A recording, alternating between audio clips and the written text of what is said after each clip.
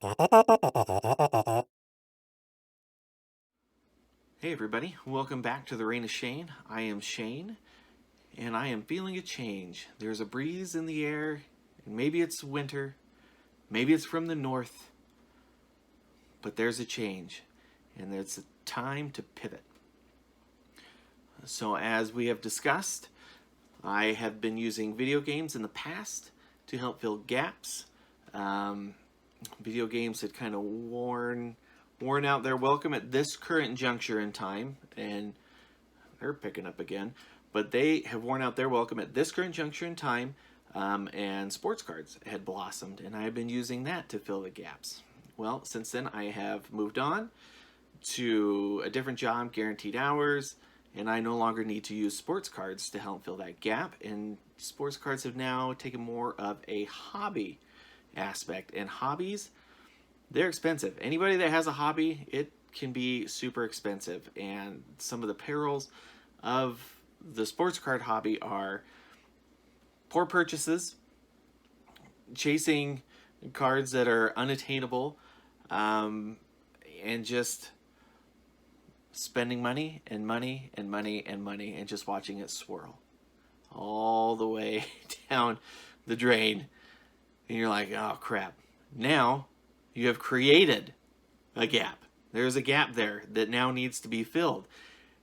And you have to change that mindset. You have to change that hobby mindset and pivot and look at it as more of a business. And when you turn and you start to look at this as more of a business as opposed to a hobby, you're no longer chasing. And you're starting to do more and more and more research, which is what I had to do. Is I had to start to find out, where am I going to find these cards? Where can I find them the most inexpensive way? Is it better to sell boxes of cards that are sealed? Is it better to sell the card individually? Is it better to do it online, do it locally?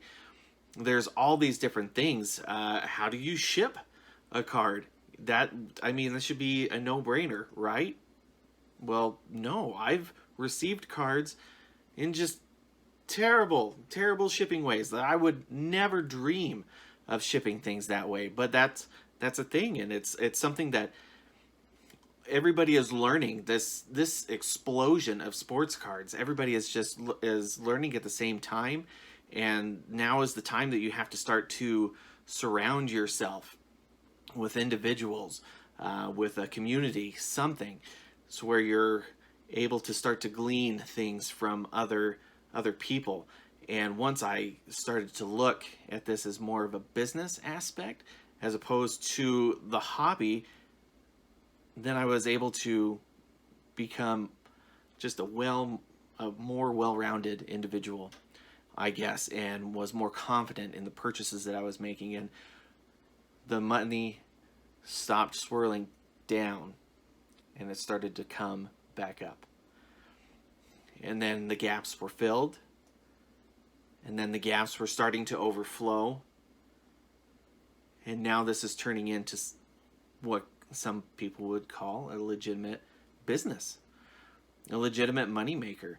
That it's not just enough to fill the gaps, but it can be enough to do more things. And that's what I kind of want to talk about in the next video, is what are some of the things that you have to do? I'm just going over stuff briefly right now, but what are some of the things that you need to do to help make that spin up and up and up? Guys, thank you so much for watching today's video. Please go to thereignofshane.com and click join now. I'll leave a link in the description down below. And again, if you have already joined, blessings upon you and your family. And if you are just joining now, this is your first video, welcome. Please, reignofshane.com, join now. Guys, there's going to be more tips, more tricks, more videos. We're doing this. We're getting her going. It is going. Stay safe, you guys.